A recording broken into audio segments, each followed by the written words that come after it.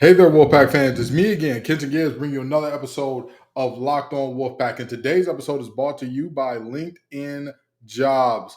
LinkedIn Jobs is the official recruiting college football recruiting sponsor across the Locked On College Network. LinkedIn Jobs helps you find the candidates you want to talk to faster. So post your jobs for free at linkedin.com/Locked On College. Terms and conditions do apply. Now, folks, we're going to be talking about some pretty basic things today.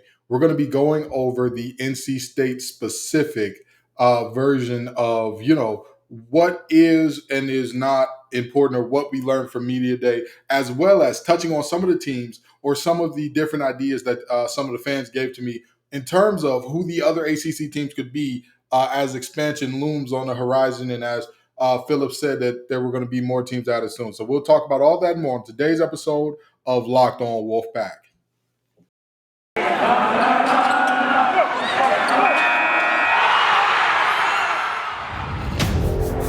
You are Locked On Wolfpack, your daily podcast on the NC State Wolfpack, part of the Locked On Podcast Network, your team every day.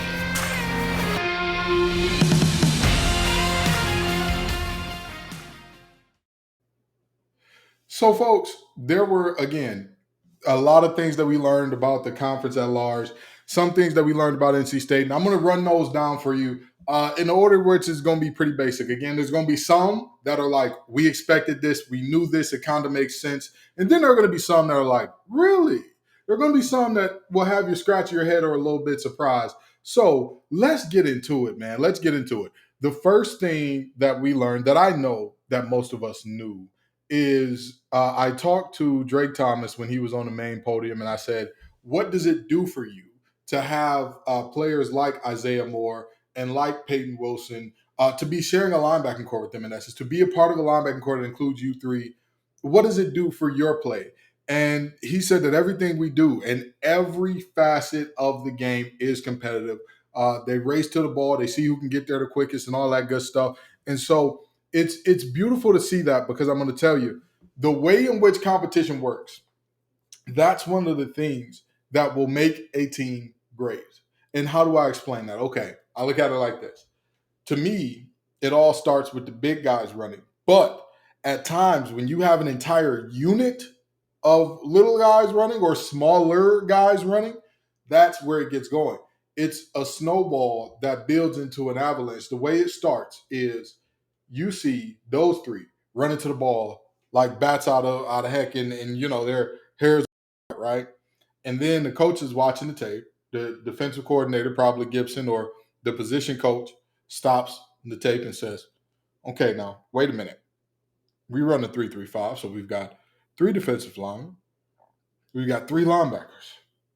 We got 5 defensive backs. Now, the 3 linebackers are here running to the ball, and we don't have any defensive linemen there. We only have 1 defensive lineman there. What's going on there? Defensive backs, y'all should definitely be at the ball. And that's the type of stuff that happens. And that is the worst case scenario. That's a situation where somebody's not keeping up. The ideal situation is not only are they running to the ball, you turn on the defensive coordinator is turning on the tape. The position coaches are turning on the tape and saying, we've got all 11 to the ball. I love to see it. And this was one thing that I learned. One thing I learned at Castech that I will never, ever, ever forget. There was a time where there were some guys who were slacking off. And so our head coach, as well as our defensive coordinator, Jermaine Crowell at the time, got into us. And he said, everybody, stop what you're doing. Put the ball down. Everybody, get over here. Up, downs. We're going to do up, downs until I feel like y'all are ready to give the type of effort that matters. And then after we finish the up, downs, he said, y'all bring it in. Every time I have to stop and give you a little pat to get going, every time we have to stop what we're doing to get going because y'all aren't trying to compete, that means that we've just lost a rep to get better. We've lost time to get in reps to get better on technique. We've lost time for you to see the different things that will come. We've lost that time. And that is, again, why Isaiah Moore, Peyton Wilson, and Drake Thomas having their competition where they're running to the ball all the time, when you start that in practice, and that goes throughout the team, that reverberates throughout the entire defense. And when you look at NC State's defense, it's a defense that you can tell that's the case. You can tell that's the case by watching how these guys go at it, and it's a beautiful thing to see. Again, it'll never not be great to see. Another thing we learned, I talked to Doran about the fact that he was starting to get more high profile recruits, and the NC State has historically been known as, like, if they're going to win, if they're going to be good, it all hinges on player development, and that's pretty much all that NC State can do, because even then you find the diamonds in the rough and you develop them the best you can, but you'll still have some holes. And so while Doran said that winning high caliber battles is a great thing, he also included, and I quote, player development remains the key. The moment I stop developing guys is the moment I get fired as a head coach. Both pieces are important. So that's, again, we talk about NC State, we talk about Thunder and what he does in the strength conditioning program. We talk about all Gibson and what he does as far as getting the team ready and all that good stuff. The reality is, this is all about nothing short of what this team has to be in terms of, yes, getting better players, getting the Larrys and Joes, definitely more important than the X's and O's. But developing those Larrys and Joes are important. He specifically alluded to, some programs, they go out and get 4 and 5 stars and they look exactly the same, play exactly the same as they did when they first walked in 3 years later. That's a big problem. And I couldn't agree more. Player development, regardless of the type of recruits that you're getting, is always going to be essential. There's no way to go away from that. And so, those are the two main takeaways that I look at, and I say to myself, this NC State team, we knew those things. Those weren't too big a surprise, because obviously in the downhill attacking defense, everybody has to run to the ball. Everybody has to do that and compete. But to see that our linebackers embrace that competition, don't shy away from it, talk about it publicly, enjoy talking about it, enjoy competing with one another, is a beautiful thing. It's an absolutely beautiful thing. The NFL's all-time leader in sacks, Bruce Smith, has one of the more interesting quotes about playing defense. He said, defense is great because when we get in those third and longs, when we do our job as a team and as a unit, we get to be selfish on that third down. We get to go out and say, I'm going to make this play. This play is my play on third down. And so with that being said, again, to see guys willing to do the competing that matters on the first 2 downs, and then to get to those third and longs, we had problems with that last year now. We had problems with things going wrong on third and long, fourth and long last year. This year, everybody gets a year older. We get a little bit more talent and all that as far as the young guys go. I'm thinking we'll get better. And obviously, player development, very important. Regardless of what team you are, regardless of who you are, outside of maybe 2 to 3 programs in the nation, player development is it. Period. There's not. And again, even with those 2 to 3 programs where it's like, player development isn't as important, they're not at the level of, per se, in Alabama, where, there's just getting the players is not enough. Because there are programs where just getting the players, that's enough. And in the conference you play in, you can get to 8, 9 wins. You can do that. But when you look at the teams that are national champions, when you look at the teams that are perennially conference champions, player development is key. There's no way around that. There is no way around that whatsoever. Getting the guys that you want, important. Making those guys better, even more important. And speaking of getting the guys or getting the folks that you want, let's talk about LinkedIn Jobs. As the sun comes out and small businesses are back in business, LinkedIn Jobs makes it easier to grow your team. LinkedIn Jobs helps you find the people you want to interview faster. Create a job for free. Post in minutes on LinkedIn Jobs to reach your network and beyond to the world's largest professional network of over 810 million people. LinkedIn Jobs helps you find the candidates you want to talk to faster. And did you know that every week nearly 40 million job seekers visit LinkedIn? Post your job for free at linkedin.com/lockedoncollege. That's linkedin.com/lockedoncollege to post your job for free. Terms and conditions do apply. So there are three things that I found to be fairly surprising, or that I think if you don't pay attention closely, you'll find to be very surprising. One of the first one of which you would have never known if I didn't tell you this. In one of his first conversations with Ever, D'Antonio Burnett, also known as Thunder, told in one of his first conversations with Devin Leary, he said, "You're gonna break Philip Rivers' records, bro."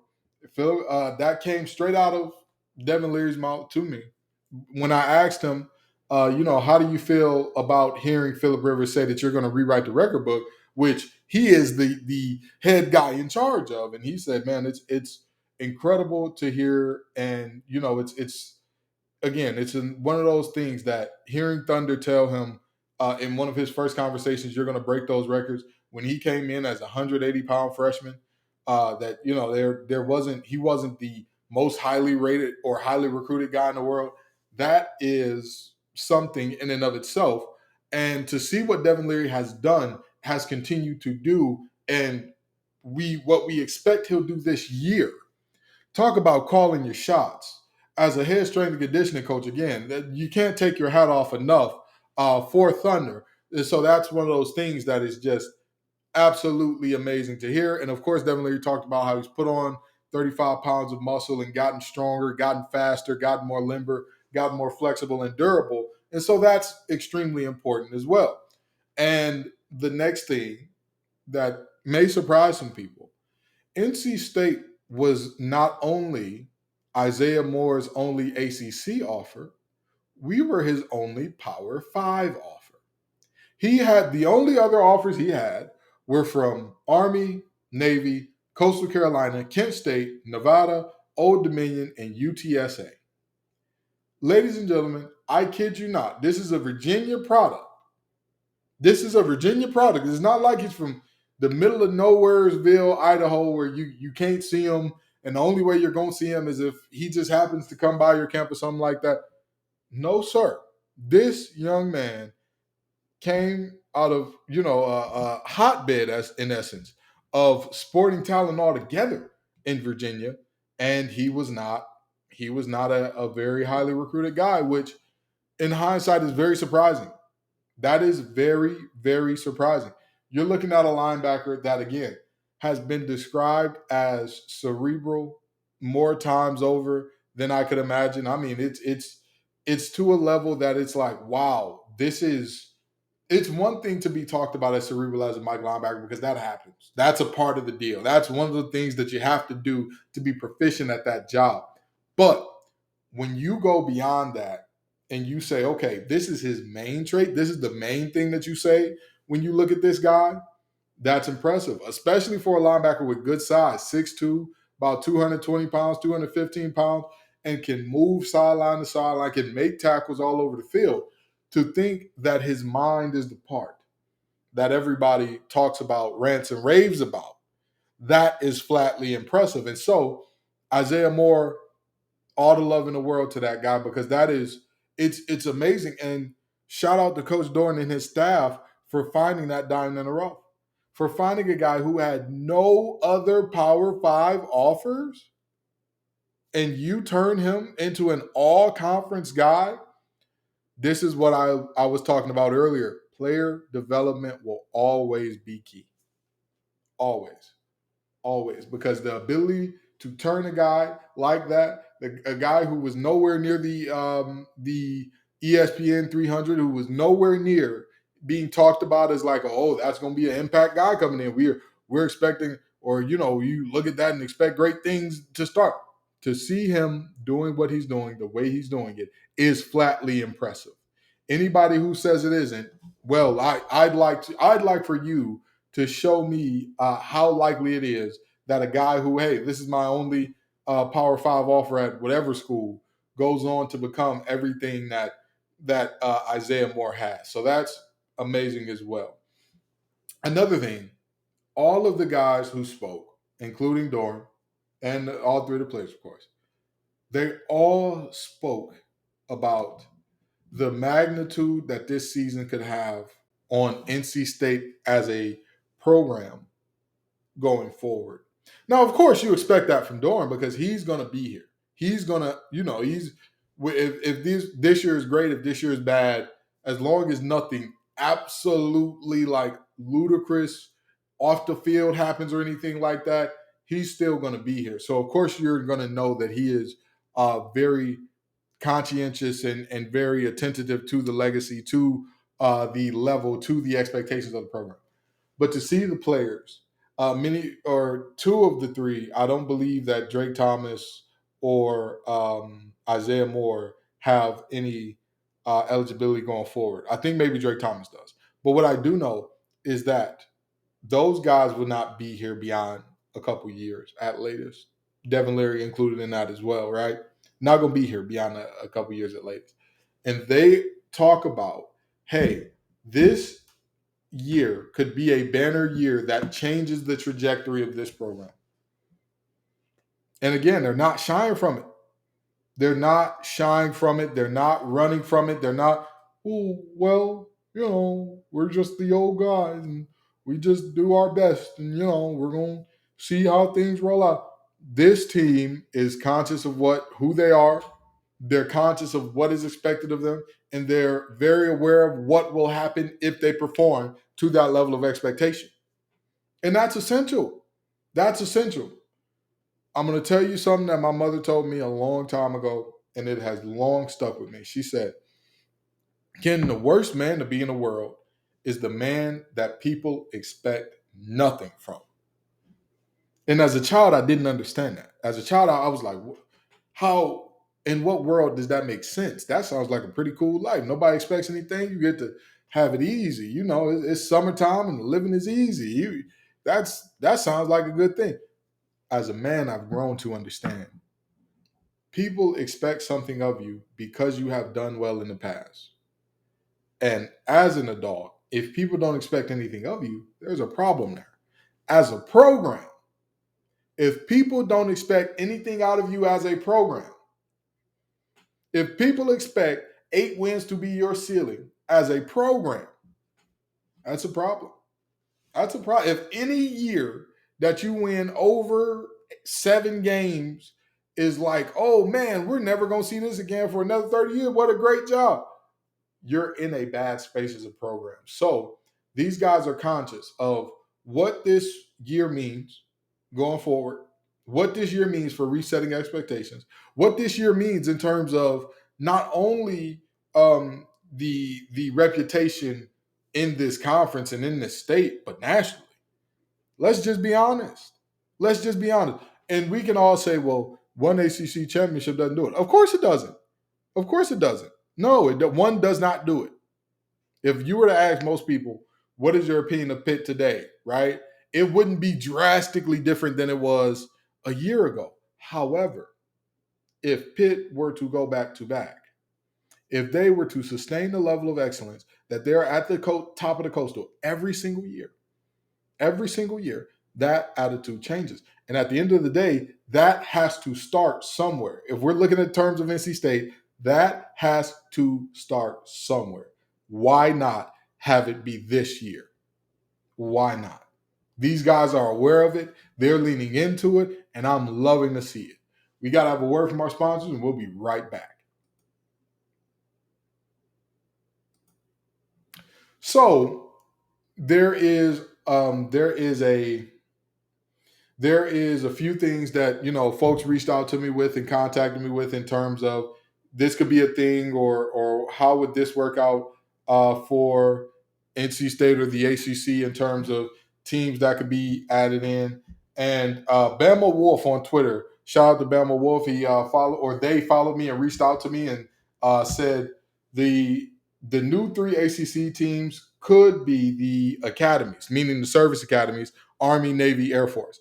I think that's a very interesting thing. I think that the way in which we revere the service academies, you can't really, nobody's going to say, oh my God, the service academies are just awful, you're not adding anything, because they are actually pretty good teams, right?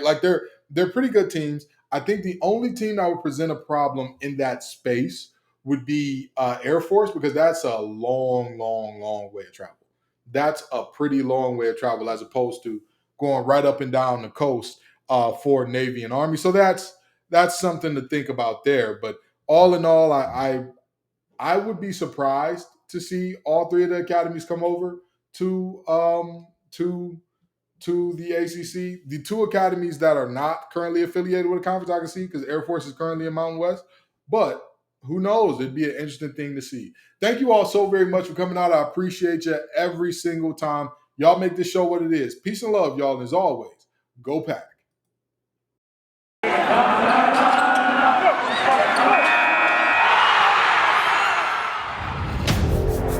You are Locked On Wolfpack, your daily podcast on the NC State Wolfpack. Part of the Locked On Podcast Network, your team every day.